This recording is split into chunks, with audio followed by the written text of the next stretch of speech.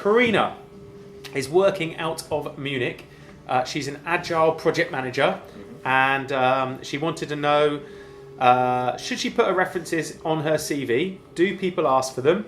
Should she also add them to LinkedIn and Zing? So what's your view on that? Okay, people do definitely ask for them, for sure. Certainly as part of the process, at some point you'll be asked to provide a reference, at least I would hope so.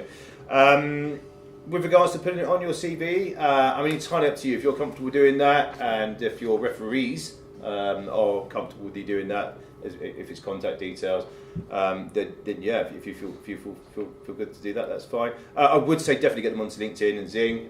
People do look at those, and certainly we do, or I do, and it just shows that someone's got that extra effort or extra miles to put a comment on you. Again, I think it's a good sign of what you were doing for them previously.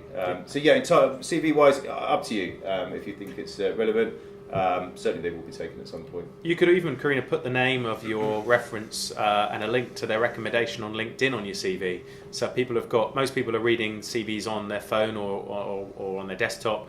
So if you've got a hyperlink from your CV to that recommendation reference, and it did pose another good question, Karina. Mark made some good points there about making sure you've got those recommendations on LinkedIn. People do look at them and on Zing, but what you could also do is not only is that if you've got those reference points on your CV, but perhaps when you're talking to people, you can make sure you've already spoken to those references and pre-warn them that people may contact you. Often or not, people sometimes struggle with asking what you want the references to say. So it might be useful for you just to, if you're not sure what you want them to say, talk about the projects and programs, particularly in your case, that you've delivered, the return on your investment, so you can give your referee a steer down perhaps the kind of content that you want, because often or not, people don't know what they need to write.